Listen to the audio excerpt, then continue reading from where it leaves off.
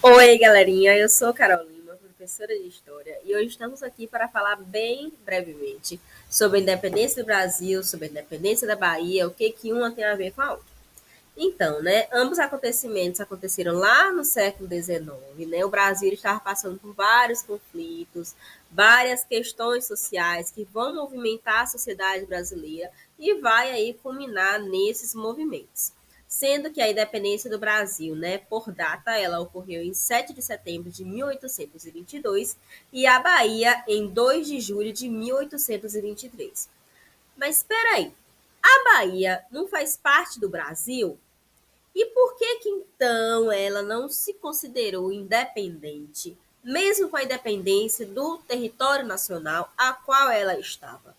Então, esse é algum dos levantamentos também, né, que nós devemos sempre buscar refletir e provocar também, né, no nosso raciocínio, no nosso conhecimento, tá certo?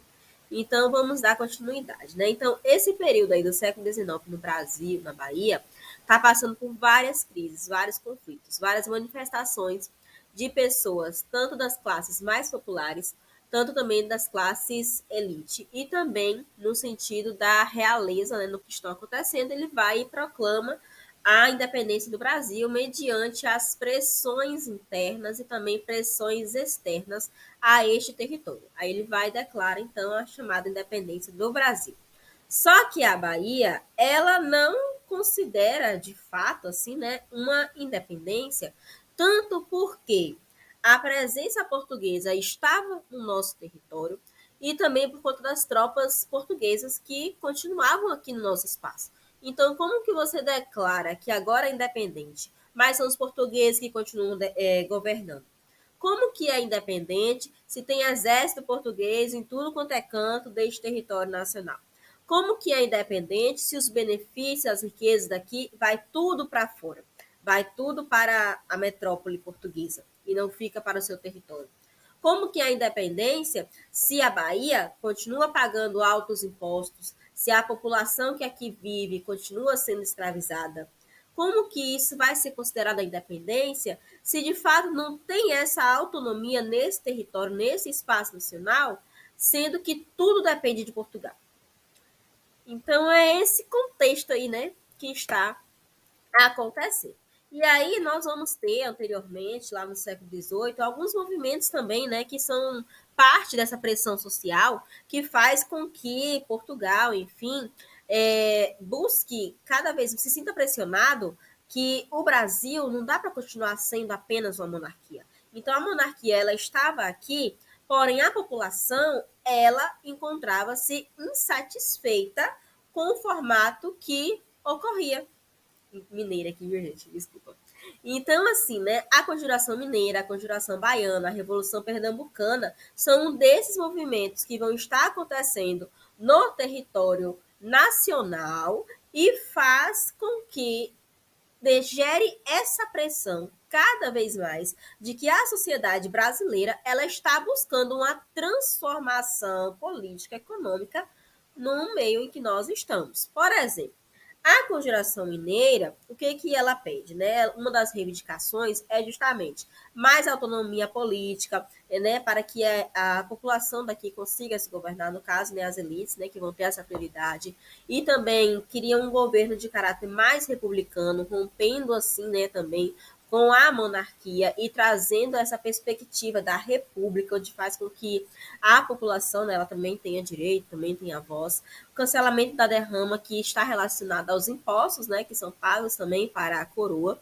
A Conjuração Baiana, uma das suas reivindicações é justamente também, né, a redução dos preços dos produtos que eram comercializados aqui nesse território. Então, ter essa quebra, né, desses preços em que a população local consiga fazer essa medição, né, de valores sem ser tabelado em relação à coroa. A Conjuração Baiana também é uma das principais aí do período que vai pedir justamente, né, ao fim da escravidão, que vai acontecer bem depois, né, do final do século XIX. E aí nós temos também a busca pela autonomia comercial. e também a chamada República Baiense, né? A proclamação da chamada República Baiense, que é uma das reivindicações que se tem, e que a população também tem esse sentimento dessa necessidade de se romper com a monarquia e abrir de fato uma república, e não declarar, por exemplo, que acontece, né, anos depois, a independência, porém o país continua com a presença monárquica. E a Revolução Pernambucana, né, ela reivindica também, né, essa saída dos portugueses, né, do nosso território, e vai desenvolver também o chamado pensamento anti-lusitano, ou seja, pensamento anti-português, pensamento contrário aos portugueses, a presença deles e o que eles representam nesse espaço. E nós temos também, né, algumas dos objetos, armas que foram utilizados nesses processos de independência, né, nas lutas de independência da Bahia, nas lutas de independência do Brasil, porque nessas revoltas, esses conflitos que ocorriam no território nacional, haviam vários participantes. E um desses participantes, né, obviamente, seriam os povos indígenas. E assim também, além dos povos indígenas, os povos camponeses e outros membros ali, né, da sociedade que tinha interesse em reivindicar e lutar contra a monarquia ou requerer a independência do país. Então aí nós temos, né, que povos indígenas, por exemplo, né, utilizavam pedras, flechas, camponeses utilizavam as suas ferramentas de trabalho, como foice, facão, né, as ferramentas que eles possuíam naquele espaço eram o que eles utilizavam e que estavam ao seu alcance. Além disso, nós temos também algumas das representações, né, figuras mais relevantes também, né, que ganharam destaque nacionalmente, localmente, que aí nós temos a Maria Quitéria, que ela foi justamente, né, uma mulher que ela adentrou ao exército, porém disfarçada, né, ela estava disfarçada de homem, e ela adentrou ao exército, né, para poder lutar para requerer a independência do Brasil. E ela foi a primeira mulher, né, a integrar essa questão das mulheres no exército no nosso país. Ela foi a primeira mulher que esteve aí, então. Depois ela acabou, né, sendo descoberta, enfim, e ela pôde utilizar vestimentas, né, femininas, porque como ela estava disfarçada de homem, ela utilizava vestimentas masculinas.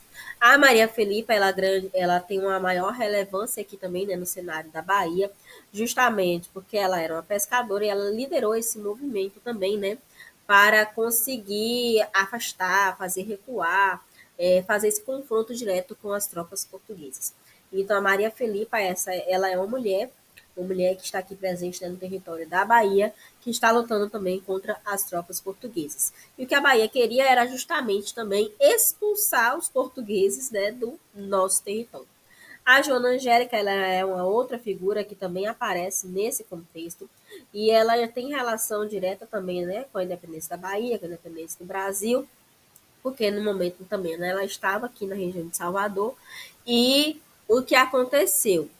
Os portugueses tentaram invadir o espaço ao qual ela estava e ela foi uma das pessoas que também enfrentou, né, esse exército português e acabou sendo assassinada, né, no decorrer desse processo. Outros participantes são as classes mais populares, né, os trabalhadores da época, né, que aí nós temos os chamados camponeses, que também aparecem, né, no cenário da independência do Brasil, e eles estão utilizando, né, as suas vestimentas comuns e também as suas próprias ferramentas de trabalho, que também foram utilizadas como armas, né, nesses conflitos, nessas disputas, e por aí se segue. Então, assim, o que tem a ver, né, independência do Brasil, independência da Bahia, é justamente resumindo isso aí, que nós acabamos de apresentar, onde se trata justamente essa busca dessa reivindicação do território nacional a partir de mecanismos que façam com que o povo brasileiro ele consiga pegar a liderança, né, do rumo em que se segue, assim também como questionar como que é independente se quem governa, quem continua governando são as mesmas pessoas. Como que o Brasil é independente se não é, tipo, brasileiros que estão ali na frente, né, do país? Como que eu vou considerar se é independente, sendo que é a mesma família real portuguesa que está ali, né, continuando governando o nosso país? Então, quando o hino da Bahia, ele também diz, né, nunca mais o despotismo regerá nossas nações, nossas ações também, se trata justamente disso, da gente refletir que essas pessoas que geralmente, né, fizeram essa dominação do território nacional, por que elas continuam governando o país? Por que que essas prisões, assim, continuam em nossas mentes? Por que eu vou considerar que é independente, sendo que não é a cara do povo brasileiro que está nesses espaços de poder, né? Nesses espaços de tomar a frente? Por que que o país continuou com a mesma família regendo e agora, então, né, passa a ser um império de Portugal, né?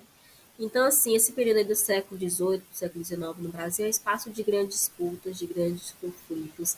A população ela se demonstra cada vez mais insatisfeita com o que estava acontecendo. E é isso. Quem quer mudança, né, tem que se levantar. E a Bahia fez isso, né, ao longo de todo esse período. E um dos destaques também que eu acho bem principal nessa questão da história da independência da Bahia é essas lutas em combate à escravidão.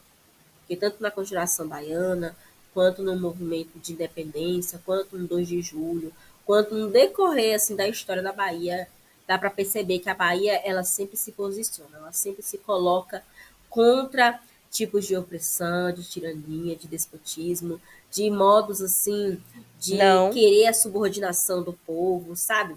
Então, para mim, a Bahia ela tem essa grande relevância na história do país, porque ela faz essa memória, ela traz essa memória, esse resgate de quem nós somos e de que não é qualquer pessoa que vai querer chegar aqui e vai querer dominar a Bahia como bem quiser.